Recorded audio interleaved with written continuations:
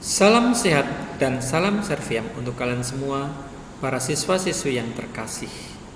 Pada pertemuan hari ini, Pak Ari akan menjelaskan materi dengan kompetensi dasar, menuangkan gagasan, pikiran, arahan atau pesan dalam teks pidato persuasif.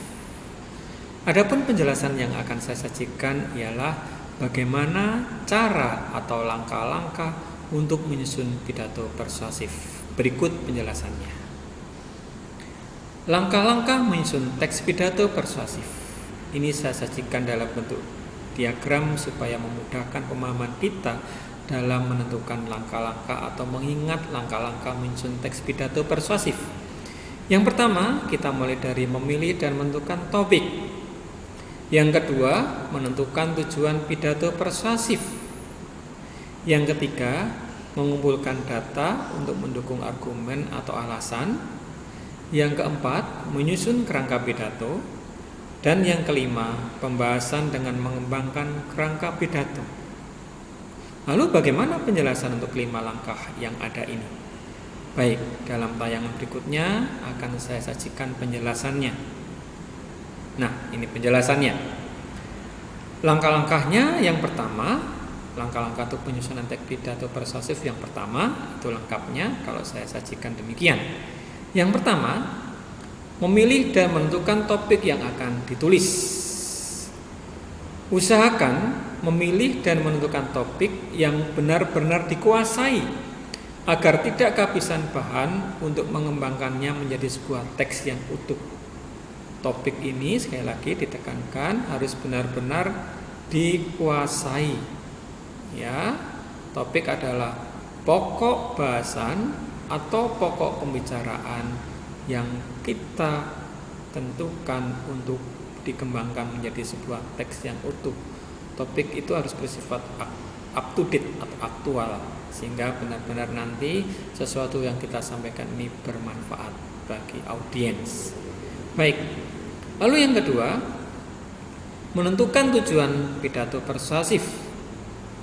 Pidato persuasif memiliki tujuan menyampaikan pendapat, pandangan, gagasan atau pesan dengan alasan yang kuat dan meyakinkan sehingga mampu memengaruhi, membujuk atau mengajak pendengar atau audien sesuai dengan topik dan isi pidato.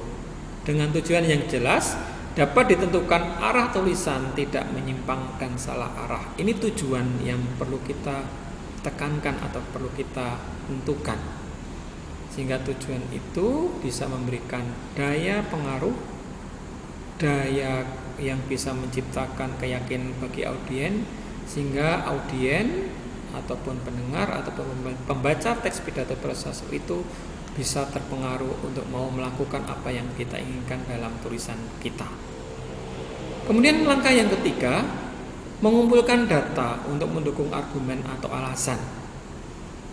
Data baik berupa fakta, contoh, bukti maupun pendapat pakar atau ahli yang berkaitan dengan topik yang kita pilih dikumpulkan sebanyak-banyaknya agar teks pidato persuasif benar-benar dapat dipertanggungjawabkan kebenarannya sehingga mampu memengaruhi, membujuk atau mengajak pendengar sesuai dengan topik pidato. Ingat, di dalam proses pengumpulan data ini data-datanya harus bersifat fakta dan benar.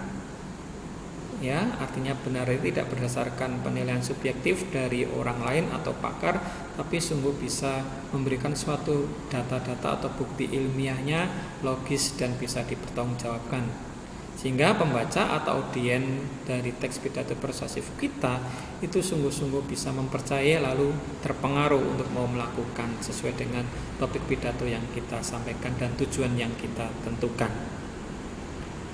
Kemudian langkah yang keempat, menyusun kerangka pidato. Setelah topik, tujuan, dan data sudah kita siapkan, langkah selanjutnya yang perlu dilakukan adalah menyusun kerangka pidato. Kerangka tulisan dimaksudkan sebagai acuan. Acuan itu bisa suatu patokan atau tuntunan atau rambu-rambu, sehingga pengembangan ide itu tidak menyimpang dari kerangka yang telah kita susun. Selain itu, hal tersebut juga dimaksudkan agar teks pidato persuasif dapat disusun secara runtut.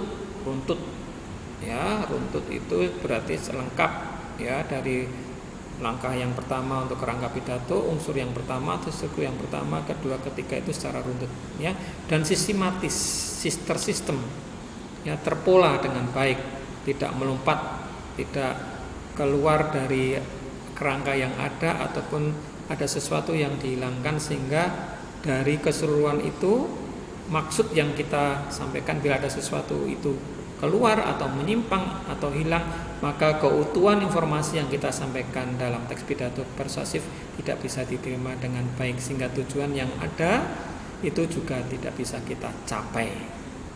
Kemudian langkah yang kelima, pembahasan dengan mengembangkan kerangka pidato. Berdasarkan kerangka pidato yang telah disusun, dapat dimulai untuk melangkah dan mengembangkannya menjadi teks pidato persuasif yang utuh dan lengkap. Nah, anak-anak yang terkasih, ini adalah 5 langkah yang perlu kita perhatikan ketika kita akan menyusun teks pidato persuasif. Semoga penjelasan ini bermanfaat ketika kita semua atau kalian nanti untuk saya berikan penugasan menyusun teks pidato persuasif dengan topik yang akan saya berikan.